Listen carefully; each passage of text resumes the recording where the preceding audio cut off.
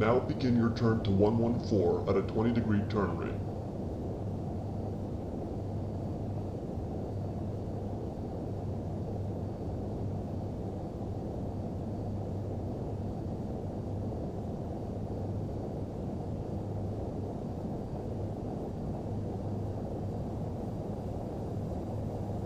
As you stabilize into the turn, lower your flaps to 5 and slow the aircraft down to 180 knots.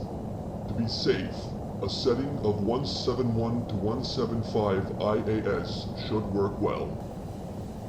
You can use the GPS map to give you an idea of when to turn to intercept the runway at the best angle of attack. Let's understand this. The runway is at 162.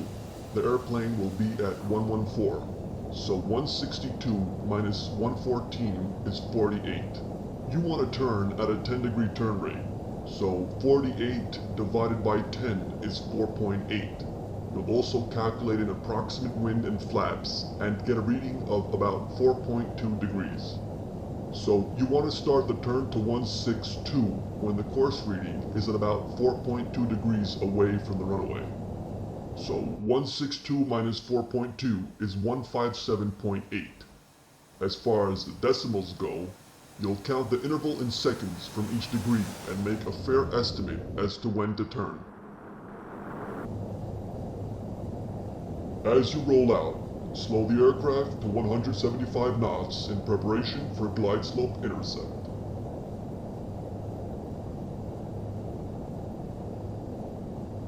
Take a look at your GPS course reading. When the GPS course reading is just passing 157 and switching to 158 degrees, begin your turn to 162 at a 10-degree turn rate to intercept. There's 114.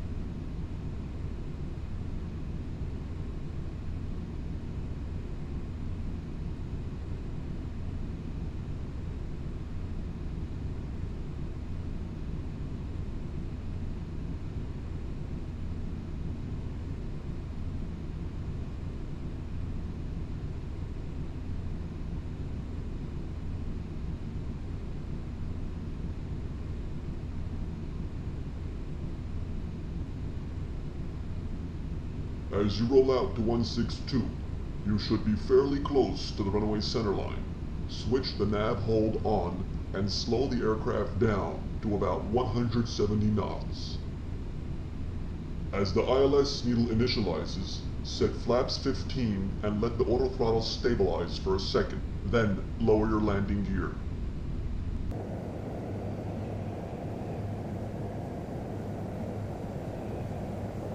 Watch your airspeed.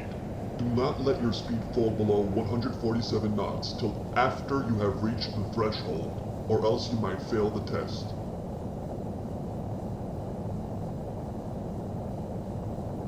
With the gear down and locked and the ILS intercept just at the lower dot, slow down to 160 knots and lower your flaps to 30.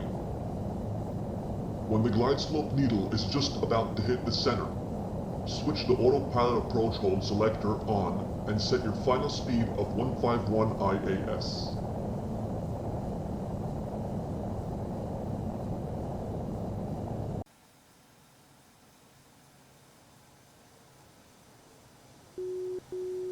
Outer marker. Landing checklist. 1. Approach. ILS runway 16 right, cleared to land. 2. ILS tuned to 109.3. 3. Autopilot approach hold, on and active. 4. Flaps, set to 30. 5. Gear, down and locked. 6. Speed, set to 150. 7. Speed brakes, armed. 8.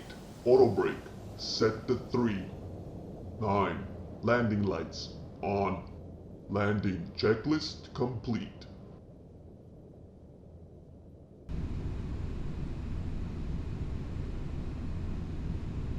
(2400).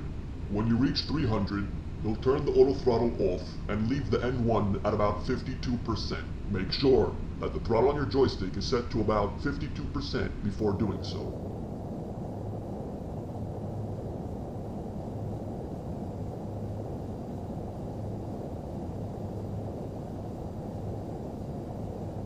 Two minutes to landing. When you reach 100, you'll disable the autopilot and slowly bring the nose up to 3 degrees nose up pitch. When touching down, slowly bring your thrust down, and only after the speed brakes have engaged, you'll take the thrust down all the way to idle and engage reverse thrust. 1800.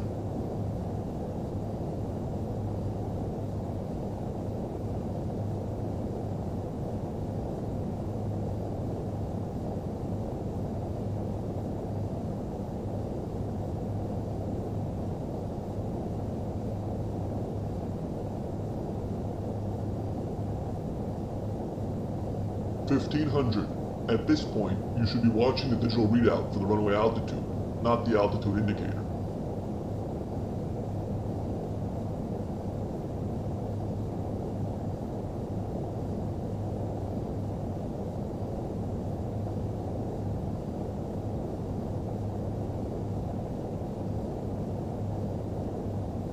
(1200). 1000.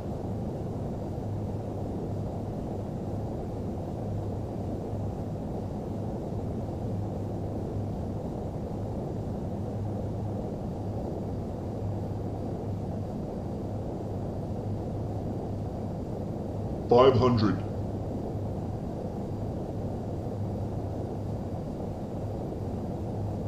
300. Auto throttle disengaged.